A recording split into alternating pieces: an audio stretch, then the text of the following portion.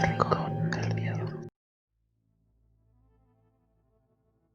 Los días parecen más rápidos cuando los disfrutas. Así se iban las vacaciones de aquel verano, en mi visita a las famosas 7 tazas. El tiempo reuniendo dinero con los amigos por fin daba frutos y podíamos darnos ese descanso que tanto anhelábamos. La idea era disfrutar de los atractivos del interior de la región del Maule y de alguna forma descansar lejos de la tecnología y la abrumadora vida de la ciudad. Pero nunca imaginamos una desconexión sideral. Recuerdo que llegamos un día miércoles por la tarde.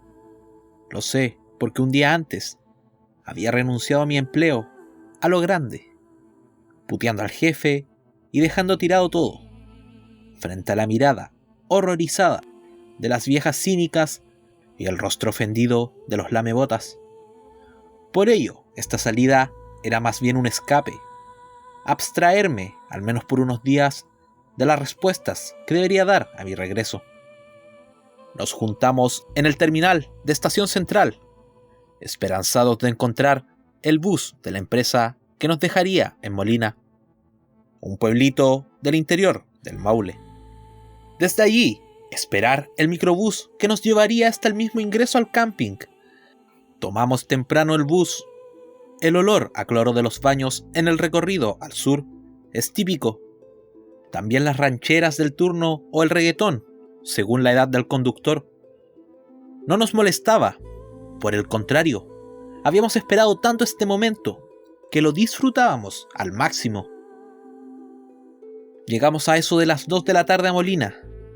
Luego tomamos el ansiado transporte que nos llevaría al final de nuestro recorrido. Después de una media hora, el vehículo apareció frente a nuestras vistas. Nos miramos la cara. ¿Qué viaje nos esperaba?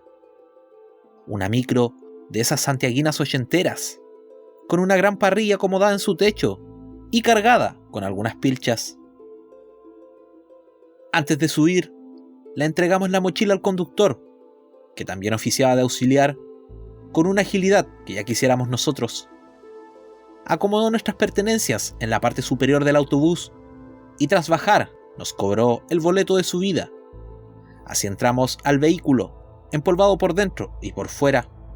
No recuerdo el tiempo que estuvimos en el microbús, solo que nuestras ansias por llegar, sumadas a la conversación amena y a la belleza del paisaje, hicieron cortísimo el viaje.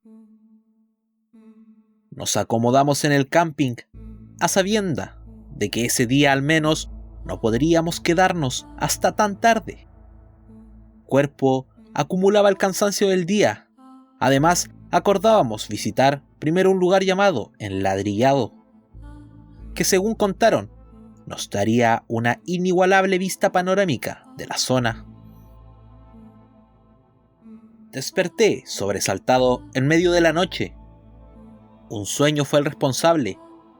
En él, mis amigos y yo avanzábamos hacia una luz cegadora, y tras un par de segundos caíamos en un pozo luminoso y sin fondo, sin poder reaccionar, siendo los gritos de todos lo único que se oía. Al final, unos ojos grandes y negros en un rostro grisáceo contrastaban la imagen brillante. El ser, con sus manos, se acercaba hasta casi tocar mi brazo izquierdo. Justo en ese momento abrí los ojos. Temblaba y transpiraba como nunca, y las bullas de las carpas vecinas me devolvían a la realidad. ¿Qué clase de sueño fue ese?, pensé. Partimos temprano.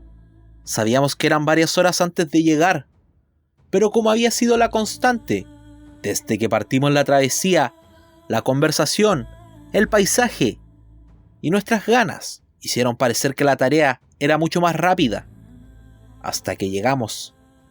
A más de 2000 metros de altura, una espectacular formación de rocas basáltica convertía el espacio en una gran pista de aterrizaje. Fue lo primero que pensé. Pero después de unos minutos, un señor de unos 50 años, tras separarse de su grupo, nos contó que muchas personas hacían turismo ufológico al lugar, que los ovnis, marcianos, etc. y cuánta creencia sobre vida en otros planetas eran temas recurrentes en la imponente pista. Con el respeto que habíamos aprendido a tener, esperamos a que el viejo se fuera para reírnos, burlándonos de las locuras que decía. Al final, ninguno del grupo tenía ese tipo de experiencias. Almorzamos unos panes con bebida que habíamos llevado e hicimos un montón de fotos para lucirlas por las incipientes redes sociales de la época. Así pasó la tarde, hasta que notamos que estábamos solos en el lugar. Entonces nos decidimos a regresar. No alcanzamos a salir del enladrillado y algo en el cielo llamó nuestra atención. Una luz brillante se acercaba en un movimiento inestable hacia nosotros. Nos asustamos en la medida que pasaba el rato. La luz iba en aumento. Lo último que recuerdo fue que el paisaje se iluminó tanto hasta ser imposible mantener los ojos abiertos. Pudimos volver a abrir los ojos a los pocos minutos, o eso creímos. Exactamente en el mismo trecho en que nos encontrábamos, nos miramos la cara, aterrados.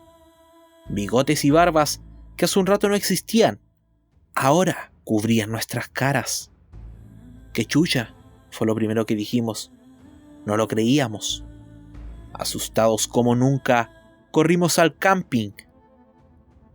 El regreso lo hicimos en menos de la mitad del tiempo que uno se demora normalmente, presas del pánico y el sinsentido. Al llegar, entre uniformados, un montón de caras conocidas que se supone debían esperarnos en casa, abarrotaban el lugar, angustiadas y con lágrimas en los ojos. Habían transcurrido 15 días. Solo el recuerdo de 3 puntos ubicados de forma triangular en mi brazo izquierdo me remontan a lo vivido.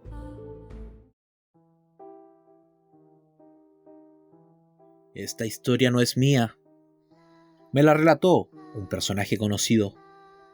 Resulta que este personaje trabajaba de carpintero y llevaba a algunos amigos a trabajar con él. Les tocó ir a hacer unas casas en la zona de Futa del Fu y después de las actividades de trabajo tenían que caminar unos 800 metros hasta donde se hospedaban, por un sendero muy cerrado de quilas, coligüe y otros arbustos, y también árboles muy tupidos. En una ocasión se quedaron más tarde para avanzar en la obra, y se fueron casi entre las penumbras y oscura noche rumbo a su pensión, pasando por el sendero que antes describí, y al ir avanzando, alumbrados por una lámpara de parafina y una pequeña linterna, avanzábamos con cuidado. Eran 4 los que iban, y en un momento, al pasar debajo de una mata de quila, uno gritó: «Oye, weón, no me pegues tan fuerte». Le pregunté a quién le dices. Respondió que a uno de sus compañeros, y los otros le dicen que detrás de él no iba nadie, que era el último de la fila, y al alumbrar hacia atrás con la lámpara parafina, ve a un ser vestido de negro, con un gran sombrero muy alto y con los ojos de color rojo, como si estuvieran ardiendo. Y estos arrancaron, dejaron las linternas y lámparas botadas. Al llegar a la pensión, contaron lo sucedido a los otros que estaban ahí y le relataron la trágica historia de una persona que murió asesinada en ese mismo sendero unos años antes, y en la fecha aniversario de su muerte desaparecía al que fuera pasando por el mismo sendero. Obviamente, los protagonistas de esta historia nunca más pasaron por ese sendero y tomaban el camino más largo cuando volvían tarde de su faena a la pensión.